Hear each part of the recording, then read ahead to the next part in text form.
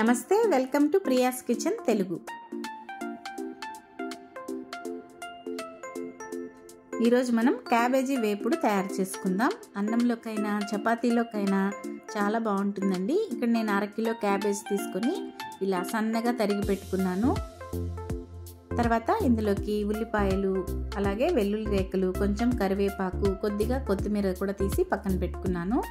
ఇప్పుడు కడాయిలోకి కొద్దిగా ఆయిల్ వేసుకుని, ఆయిల్ వేడైన తర్వాత ఆవాలు, జీలకర్ర, మినపప్పు, అలాగే కొంచెం పచ్చిశనగపప్పు కూడా వేసుకొని అవి కొంచెం సేపు ఫ్రై చేసుకున్న తర్వాత ఒక మీడియం సైజు ఉల్లిపాయని సన్నగా తరిగి పెట్టుకున్నానండి. ఆ ఉల్లిపాయ కూడా వేసేసుకోవాలి.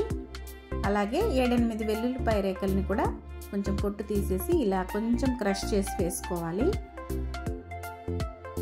తర్వాత ఇందులోకి కరివేపాకు కూడా వేసుకొని వీటిని కాసేపు ఫ్రై చేసుకోవాలి.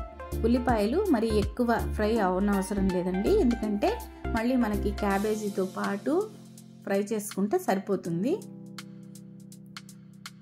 ఇప్పుడు కట్ చేసి పెట్టుకున్న క్యాబేజీని కూడా వేసేసుకుందాము.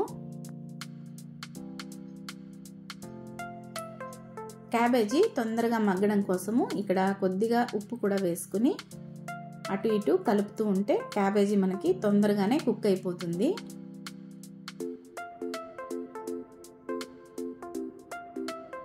ఇలా కలిపిన తర్వాత దీనిపైన మూత పెట్టి మనం లో ఫ్లేమ్లోనే ఒక 5-6 నిమిషాల పాటు ఉడికించేసామంటే మనకి క్యాబేజీ తొందరగా ఉడికిపోతుంది.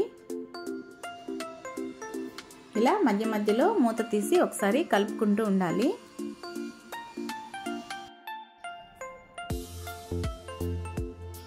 ఇప్పుడు ఇందులోకి 1/2 టీ స్పూన్ పసుపు కూడా వేసుకొని ఒకసారి బాగా కలుపుకుందాము. ఈ క్యాబేజీ ఫ్రై మనకి రైస్లో బాగుంటుంది, చపాతీ, పూరీల్లోకి బాగుంటుంది.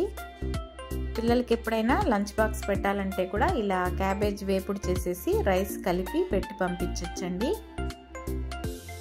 ఇలా కలుపుతూ ఉంటే మనకి ఇలా తొందరగానే క్యాబేజీ మగ్గిపోతుంది. ఇప్పుడు ఇందులోకి తగినంత కారం యాడ్ చేసుకుందాము.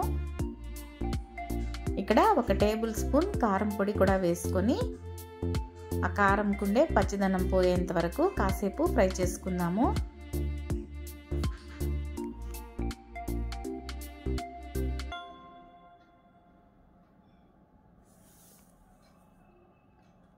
ఇప్పుడు చివరగా కొంచెం పుట్నాల పప్పుల పొడి 1 టేబుల్ స్పూన్ దాకా వేసుకొని ఒకసారి అంతా బాగా మిక్స్ చేసేసుకొని వెంటనే స్టవ్ ఆఫ్ చేసేసుకోవాలండి.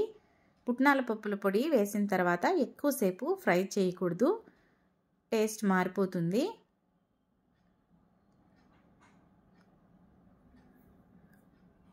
అంతేనండి, మన క్యాబేజీ వేపుడైతే రెడీ అయిపోయింది. ఫైనల్గా కొంచెం కొత్తిమీర వేసేసుకొని మనం డిష్ అవుట్ చేసేసుకోవడమే. ఈ క్యాబేజీ వేపుడిని తప్పకుండా మీరు కూడా ఒకసారి ట్రై చేయండి, చాలా బాగుంటుంది. ఓకే అండి, మరో వీడియోతో మళ్ళీ కలుద్దాం. అంతవరకు సెలవు, బాయ్ అండి.